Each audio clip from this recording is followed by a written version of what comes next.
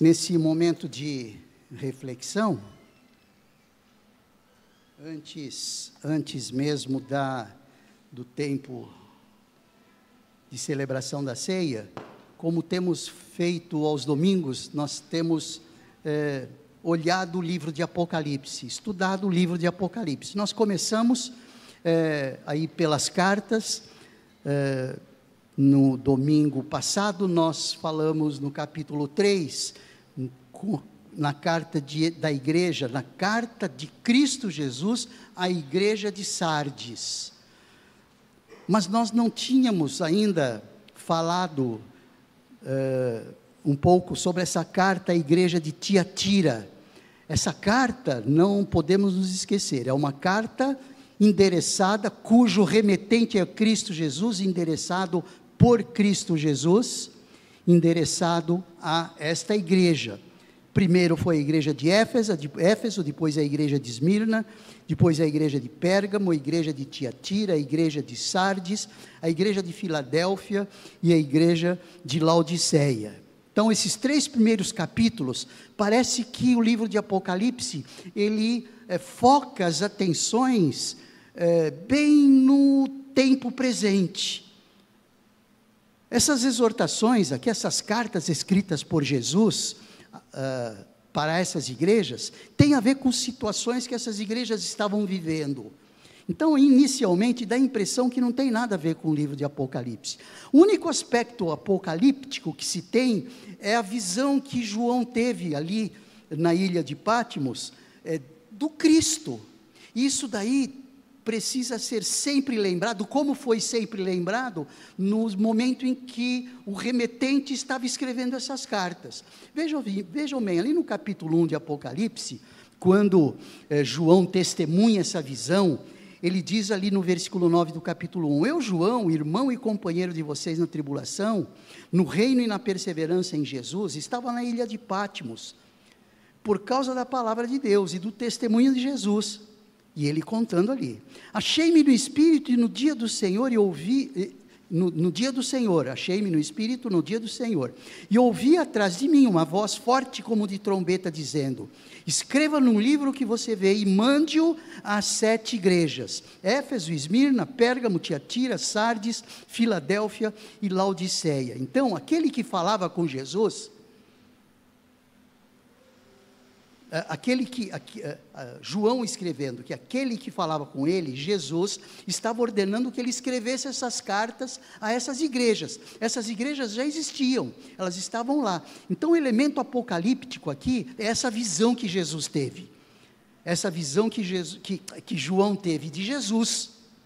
Ok? E aí, quando no versículo 12 diz, João dizendo, voltei-me para ver quem falava comigo, e ao me voltar vi 7 candelabros de ouro, e no meio dos candelabros um semelhante ao filho de homem, com vestes talares, compridonas, e cingidos à altura do peito com um cinto de ouro. A cabeça e os cabelos dele eram brancos como alva-lã, como neve, os olhos eram como chama de fogo, os seus pés eram semelhantes ao bronze polido, como que refinado numa fornalha. A voz era como o som de muitas águas. Na mão direita ele tinha 7 estrelas, e da sua boca saía uma afiada espada de 2 gumes. O seu rosto brilhava como o sol na sua força. Ao vê-lo, caía aos seus pés. Essa foi a visão de João. Caía aos seus pés como morto, porém ele pôs sobre mim a mão direita, dizendo, não tenha medo. Eu sou o primeiro e o último, e aquele que vive. Estive morto, mas eis que estou vivo para todo sempre, e tenho as chaves da morte e do inferno. Escreva, pois, as coisas que você viu, e as que são e as que hão de acontecer depois destas. Quanto ao mistério das 7 estrelas que você viu na mão direita, na minha mão direita, e quanto aos 7 candelabros de ouro, as 7 estrelas são os anjos das 7 igrejas, e os 7 candelabros são as 7 igrejas. Então esse capítulo 1, ele é marcado mesmo com a ideia, com o sentido apocalíptico.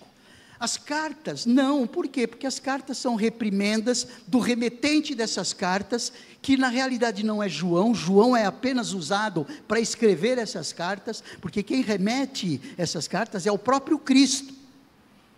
vem na direção de coisas que estavam acontecendo nas igrejas. Essas 7 cartas, essas 7 igrejas, representam nada mais, nada menos do que as cartas que todas as igrejas de todos os tempos podem acolhê-las, pouco mais, pouco menos, de uma forma ou de outra forma. O que nós vamos ver hoje é a igreja de Tiatira, que era uma chamada igreja corrupta. É uma carta à igreja corrupta de Tiatira. Ela tinha umas peculiaridades. Éfeso tinha outras peculiaridades. Pérgamo tinha outras peculiaridades. Esmirna tinha outras. Enfim, Laodiceia tinha outras. O que essas cartas representam tem a ver com o que representam os problemas e os desafios das igrejas de todos os tempos, de formas que essas cartas escritas não servem somente a essas igrejas para as quais Jesus pediu para João escrever, mas servem para mim e para você, a igreja contemporânea, a igreja de hoje. Então, percebam que o aspecto apocalíptico está no capítulo 1, não tanto no capítulo 2, não tanto no capítulo 3, porque capítulo 2 e capítulo 3 tem a ver com essas igrejas que estavam vivendo determinadas circunstâncias e que estavam sendo chamadas a atenção pelo Jesus apocalíptico, pelo Jesus ressuscitado, pelo Jesus glorificado, como a gente pôde ver ali, quanto à visão de João. Voltei-me para ver quem falava, eu vi 7 candeeiros, no meio dos candeeiros, um semelhante a um filho de homem, com vestes talares, tal. Isso tem bem um linguajar apocalíptico. Essa igreja de Tiatira, ela tinha suas peculiaridades, era chamada a igreja corrupta. A igreja de Éfeso era chamada a igreja sem amor. Ela tinha perdido o sentido do primeiro amor. Ela, doutrinariamente falando, ela estava ok. Ela conhecia a Deus, só que era uma igreja fria. Era uma igreja sem amor, não expressava o amor, não expressava amor em cuidados. Podia conhecer doutrinas, mas ela não era uma igreja cuidadosa, uma igreja amorosa, uma igreja que abraçava as necessidades. Era uma igreja fria, era uma igreja sem amor. E a palavra aqui é que eles estivessem voltando ao primeiro amor. Então, era chamada de atenção para a igreja de Éfeso. A igreja de Pérgamo era chamada a igreja transigente. Ela tinha uma outra peculiaridade. O que era uma igreja transigente? Era uma igreja que sabia o que era certo, mas não fazia aquilo que era certo. Ela dava um jeitinho. Eu só não vou falar que jeitinho brasileiro, porque a igreja de Pérgamo estava na Ásia. Mas ela tinha o seu jeitinho. Ela sempre dava um jeito para distorcer as coisas. Sempre dava um jeito para fazer da sua maneira. Era uma igreja que transigia. Uma igreja intransigente é aquela assim, tem que ser feito assim, é assim. Isso pode, isso não pode, isso não pode. Isso macula os olhos de Deus, então eu não vou fazer. Percebe? Uma igreja intransigente, fazia aquilo que lhe era exigido que se fizesse, a partir do Todo-Poderoso. A igreja de Pérgamo era uma igreja transigente. Percebe como nos tempos de hoje, também pouco mais, pouco menos, nós temos muito de igreja transigente. A gente não faz muitas vezes aquilo que precisa ser feito. A gente acha que sempre há desculpas para a gente não fazer aquilo que precisa ser feito. Nós temos uma mente de que não precisa ser feito exatamente assim, ou seja, nós queremos seguir os nossos próprios ditames. Então, cada igreja tinha uma dessas peculiaridades. Eu não falei duas aqui, a igreja de Esmirna e a igreja de Filadélfia, porque foram as duas únicas igrejas que não receberam reprimenda. As igrejas, algumas receberam reprimendas e elogios, outras receberam só elogios, e uma só recebeu reprimenda. Não recebeu nem elogio, nem reprimenda. A igreja de Laodiceia foi esta. A igreja de Esmirna e de Filadélfia, ela só recebeu elogio. E as 4 outras, Éfeso, Pérgamo, Tiatira, Sardes, receberam uma parte de elogio e uma parte de reprimenda. Essa igreja de Tiatira, ela era uma igreja corrupta, mas nem toda. Alguns se salvaram, alguns, Deus dava uma palavra de consolo ali, não, vocês estão indo correto. Então, são algumas características aí bastante importantes em relação a essas igrejas. Vamos ler o texto, e aí eu quero fazer alguns destaques dessa igreja de Tiatira, com essa característica, uma igreja corrupta. Vamos ler o texto primeiro, aí depois a gente faz os destaques. Aliás, essa carta é a carta mais comprida de todas as outras. Tem cartas mais curtas. A carta de Esmirna, por exemplo, é uma carta curta. Mas essa carta de Tiatira é uma carta mais comprida. Ela vai do versículo 18 até o versículo 29.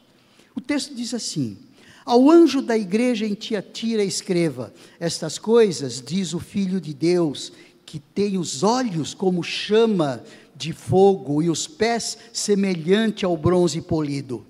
Conheço as obras que você realiza, conheço o seu amor, a sua fé, o seu serviço, a sua perseverança e as suas últimas obras, mais numerosas do que as primeiras. Olha só, que elogio. Tenho, porém, contra você o fato de você tolerar que essa mulher, Jezabel, que se declara profetiza, não somente ensine, mas ainda seduza os meus servos a praticar a prostituição e a comer coisas sacrificadas aos ídolos. Dei-lhe tempo para que se arrependesse, porém ela não quer se arrepender da sua imoralidade. Eis que farei com que fique acamada, e trarei grande tribulação aos que com ela adulteram, caso não se arrependam das obras que ela incita. Matarei os seus filhos, e todas as igrejas saberão que eu sou aquele que sonda mentes e corações, e retribuirei a cada um de vocês, segundo as suas obras. Digo, porém, aos demais de Tiatira, todos aqueles que não seguem essa doutrina, e que não conheceram, como eles dizem, as coisas profundas de Satanás. Eles diziam assim: não porém outra carga sobre vocês, então somente conservem o que você tem, até que eu venha. Ao vencedor, que guardar até o fim as minhas obras, eu lhe darei autoridade sobre as nações, e com o cetro de ferro as governará, e as reconduzirá a pedaços, e as reduzirá a pedaços como se fossem objetos de barro, assim como também eu recebi a autoridade de meu Pai, e eu lhe darei ainda a estrela da manhã. Quem tem ouvidos, ouça o que o Espírito diz às igrejas. Uma das características dessa igreja de Tiatira, que algumas outras não tinham, é que algumas outras eram sempre perseguidas, ou pelos judeus mesmo, que ele chamava pelos da sinagoga de Satanás, ou perseguido pelos romanos, perseguidos pelos ímpios, sempre tinha um aspecto de perseguição externa. Era uma característica de algumas das igrejas, peculiaridades de algumas das igrejas.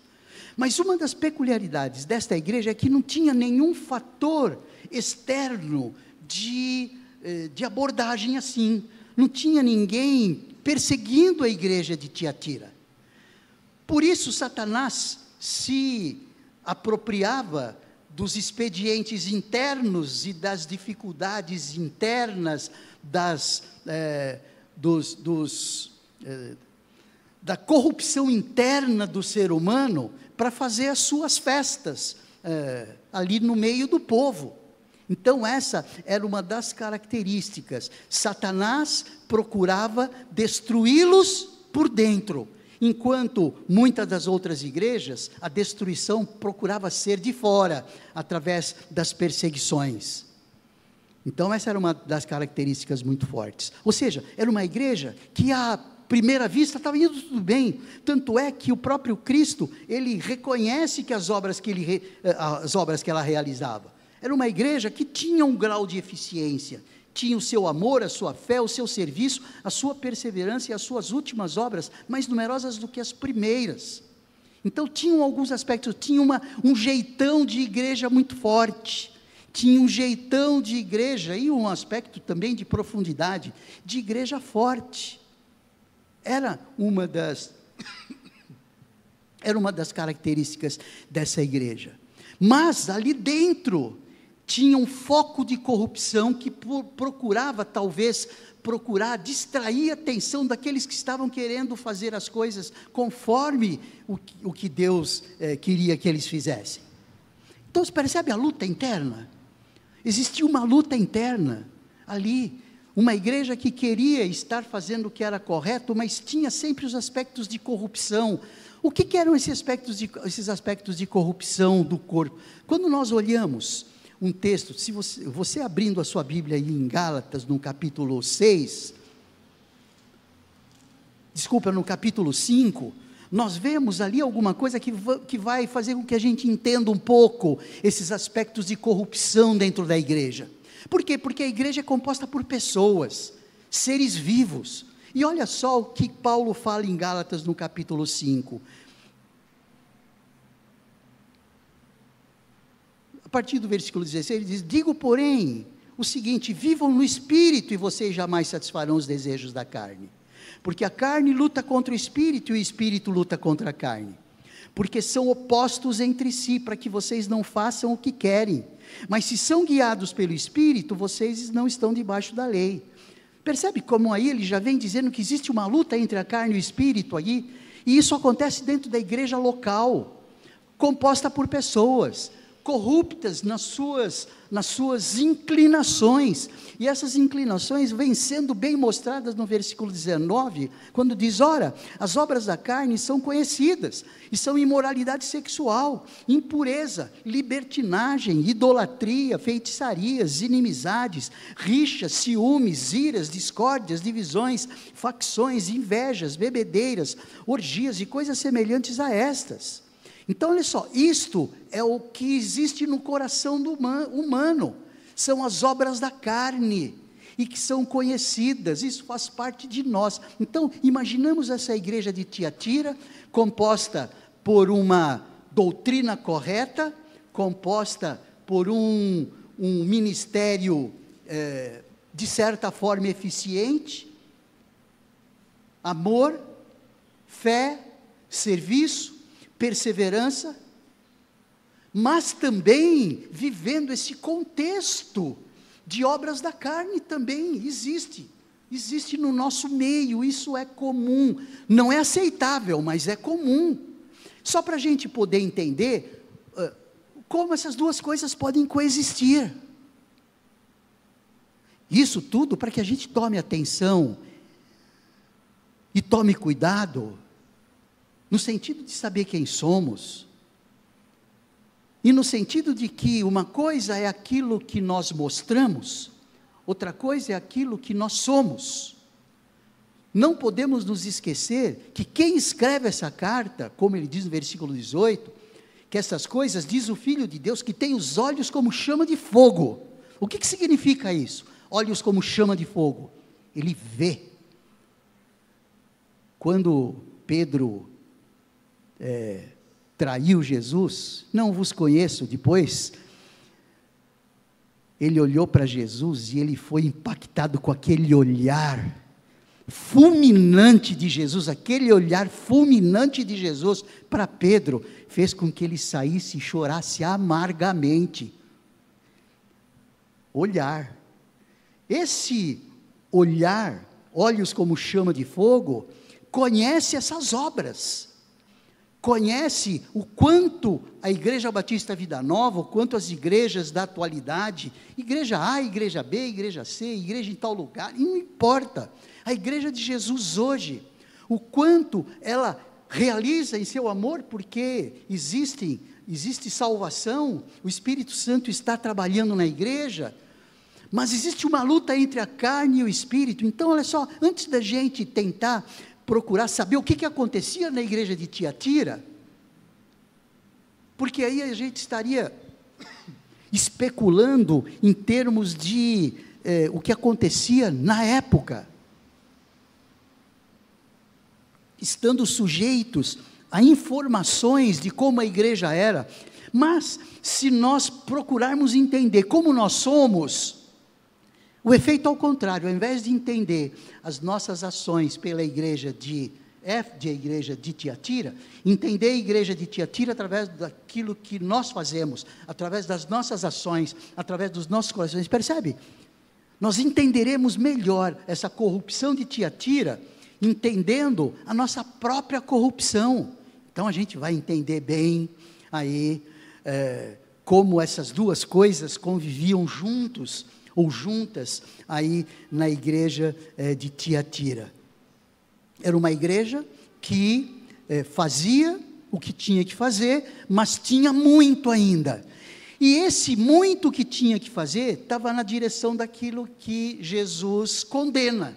Ele condenava, no caso aqui, o fato de eles tolerarem que existia uma mulher, uma profetisa, chamada Jezabel, cujo significado é pura, mas não tinha nada de pura, aludindo até a uma mulher lá no Antigo Testamento, esposa de Jezabel, filha de Etibaal, que levou o povo de Deus a pecar, levou aos sacerdotes a cultuarem e a oferecerem sacrifícios aos deuses da terra, ou seja, uma mulher totalmente promíscua, espiritualmente falando. Então, talvez esse nome Jezabel aqui seja um codinome, levando em conta o quanto foi Jezabel lá no Antigo Testamento, pervertida espiritualmente, num ponto, na proporção do quanto levava o povo de Deus para longe de Deus. E essa profetisa, que se chamava Jezabel ou não, nós não sabemos, mas ela procurava levar o povo de Deus a transigir, levar o povo de Deus a não levar a sério as coisas de Deus, levar o povo de Deus a dar vazão à carne, dar vazão às inclinações carnais, dar vazão a conhecer os detalhes do que eles chamam de profundidade de Satanás, ali, quando ele diz ali no versículo 24, digo porém aos demais de Tiatira, e a todos aqueles que não seguem essa doutrina, e que não conheceram como eles dizem, e não conheceram como eles dizem, eles diziam assim, as coisas profundas de Satanás, ou seja, entra aqui dentro, faz o que a gente faz, e você vai conhecer as coisas profundas de Satanás, as coisas que realmente você vai se sentir plenamente satisfeito. Que proposta! Em outras palavras, nós temos isso nos tempos de hoje. Em outras palavras, são outras motivações. Se entregue, e você vai ver como você se realiza. Então, olha só, mais uma vez, tentando pegar as possibilidades mentirosas. Por exemplo, quer ver um exemplo? Você está infeliz no seu lar? Tente outra coisa, boba. Vai para frente, procure ser feliz. Você está sofrendo aí por quê? Todo mundo está fazendo isso, olha, por que você não pode fazer? Você vai ficar aí nesse negócio de fidelidade, usando outras palavras, um pouquinho menos incisivas, né? Então, tentando entender essas propostas do quanto nós somos abordados no sentido de não fazer necessariamente a coisa certa, vamos fazer aquilo que dá prazer, fazer aquilo que dá prazer. Isso acontecia lá na sua dimensão. Tinha essa profetisa que levava as pessoas a sacrificarem outros deuses, e grande parte desses sacrifícios envolvia imoralidades sexuais no templo, não no templo de Deus, não no templo de Diana, no templo dos deuses, sexo em pleno palco. Para quem está com o coração pervertido pelo sexo, isso é prato cheio. E com a proposta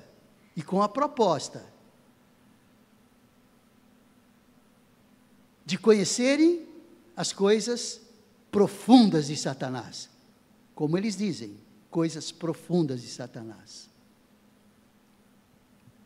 Olha só, são elementos que estão aí dentro da igreja de Tiatira, que mostram uma corrupção interna, que quando as coisas estão bem, é fácil a gente abrir a guarda, não é mesmo? As coisas estão tranquilas, vamos abrir a guarda. Abrindo a guarda, o que acontece? De novo lá, abrindo de novo, eu preciso deixar uma marca para abrir sempre, viu? Ali em Gálatas, no capítulo 5, quando diz ali, olha, as manifestações da carne são essas. Gálatas, no capítulo 6, não é? Gálatas, capítulo 6, imoralidade sexual, impureza, libertinagem, idolatria, feitiçarias, inimizades, rixas, ciúmes, iras, discórdias, divisões, facções, invejas, bebedeiras, orgias, coisas semelhantes a essa. Isso está cheio, isso faz a corrupção de uma igreja. Isso faz a corrupção de uma igreja. Isso significa que é muito fácil a corrupção do mundo entrar na igreja. Quando o ideal seria o sal preservar aqui e levar o externo a estar preservado. Esse deve ser o normal. Mas muitas vezes o que se vê? Se vê uma igreja corrompida, uma igreja que se deixa levar, uma igreja que dá para entender bem por que o apóstolo Paulo em Romanos capítulo 12 fala, portanto, irmãos, misericórdia de Deus, pelas misericórdias de Deus, peço que ofereçam o seu corpo como sacrifício vivo, santo e agradável a Deus, que esse é o vosso culto racional, e não vivam conforme os padrões deste mundo, mas deixem que Deus os transforme pela renovação da mente, para que possam experimentar qual é a boa, agradável e a perfeita vontade de Deus. É isso que Jesus cobra deles, vocês não estão fazendo isto. E aí ele diz ali, nem todos, né? Tinha alguns que estavam trabalhando melhor, a gente vê alguns grupos ali, né? Quando ali no capítulo 2, nós vemos ali,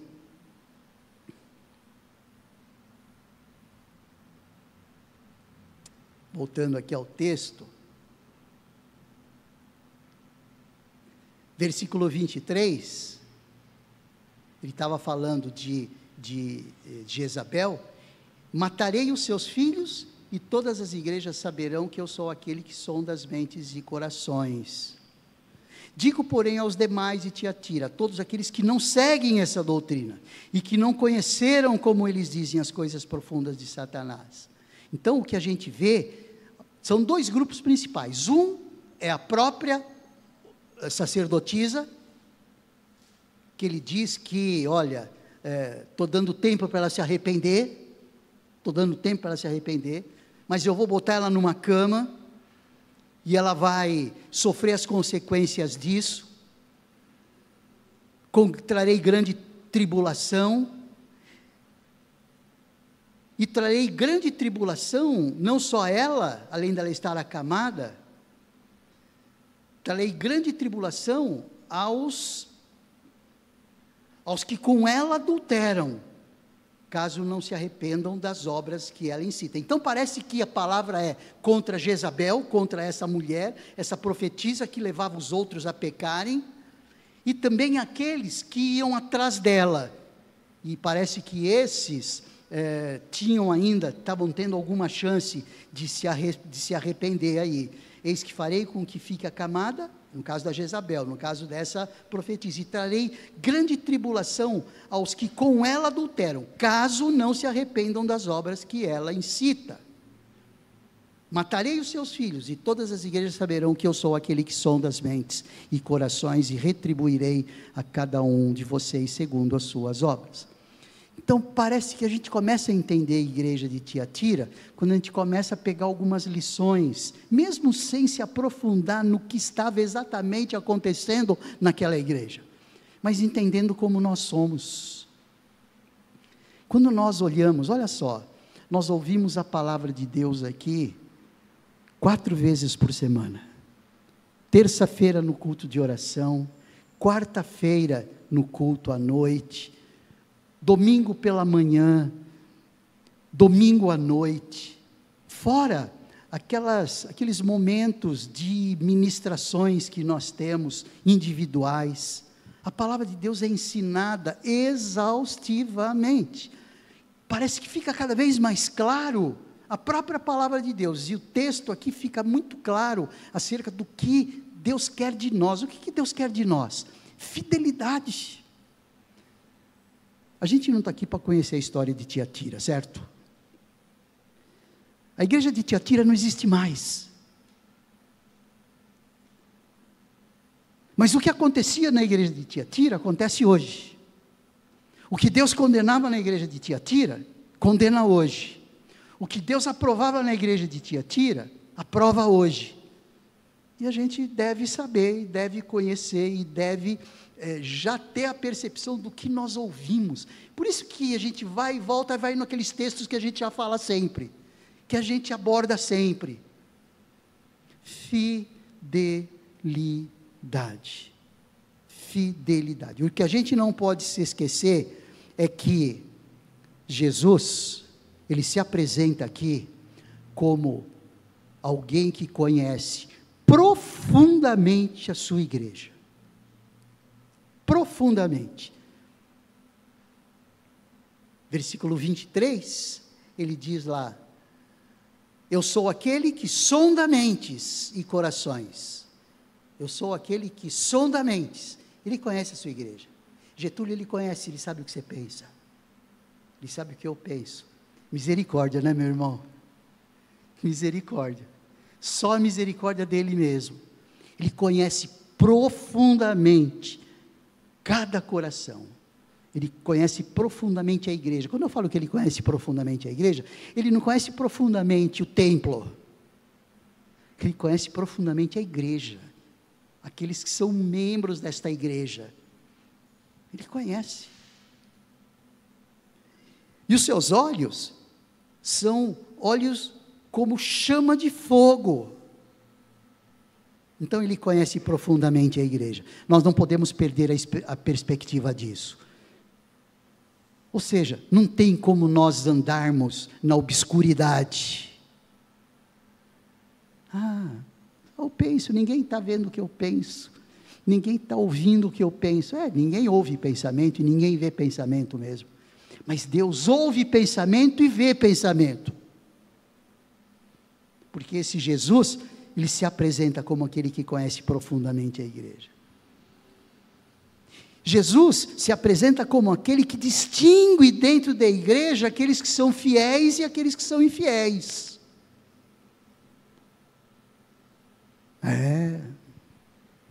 Ele sabe quem é quem. Como nós estamos aqui, falo também para você que nos acompanha pela internet, ele sabe quem é você, ele sabe quem somos nós. Sabe? Mais uma vez, misericórdia. Isso tudo para nos fazer o quê? Para nos fazer atentos e levar a sério as coisas que precisam ser levadas a sério. As coisas de Deus não podem ser levadas negligentemente. De maneira alguma. Lá existiam aqueles que toleravam, e ele combatia aqueles que toleravam.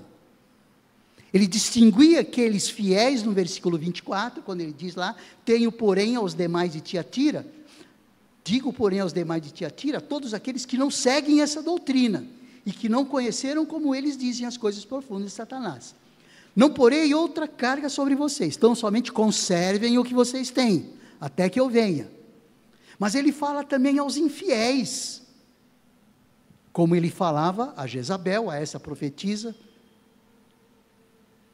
e falava àqueles filhos, aqueles que faziam aquilo que essa profetisa dizia que era normal que se fizesse.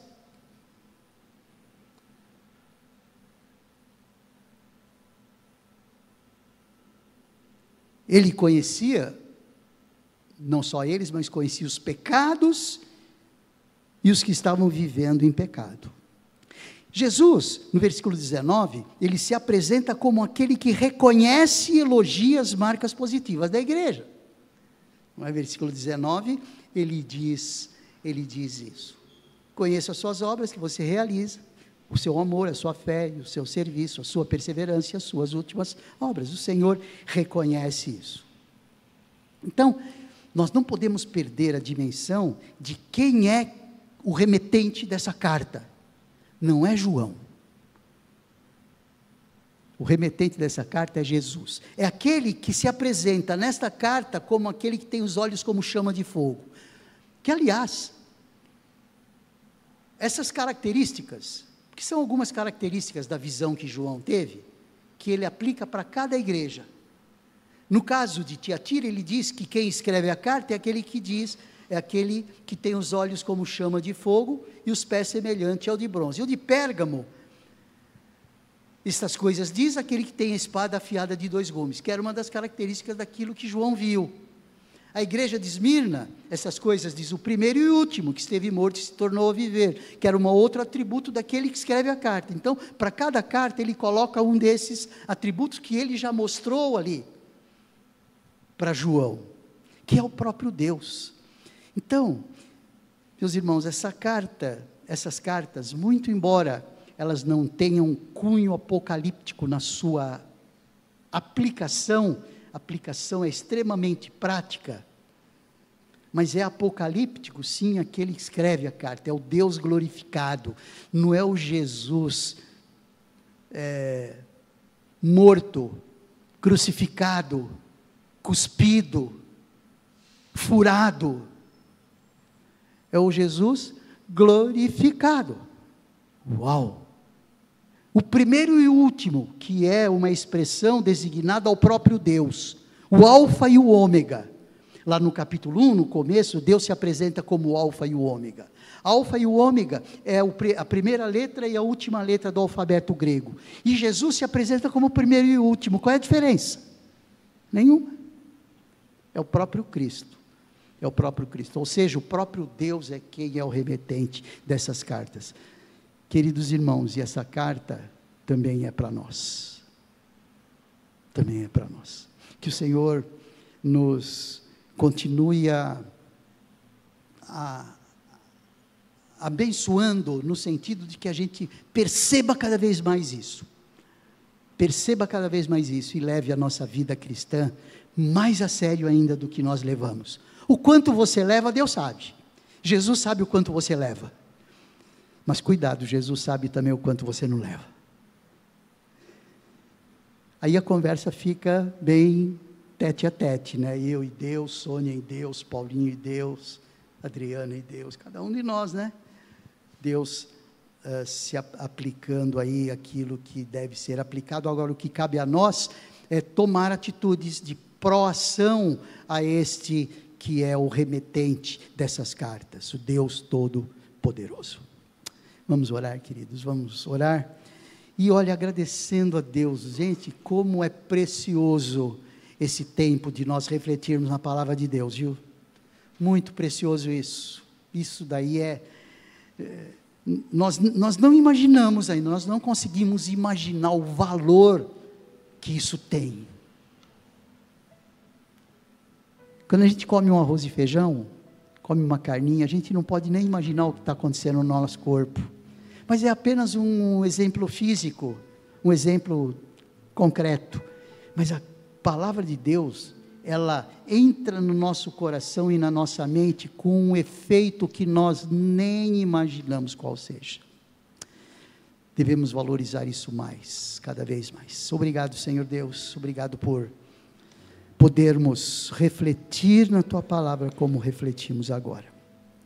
Que esta carta, escrita pelo Senhor à igreja de Tiatira, seja incorporada à Igreja Batista Vida Nova, com todas as suas aplicações, com tudo aquilo que o Senhor já tem nos ensinado, e não nos permita, ó Deus, sucumbir, não nos permita, Senhor, fragilizar a nossa fé, não nos permita, Senhor, comprometer a nossa fé indo após outros deuses,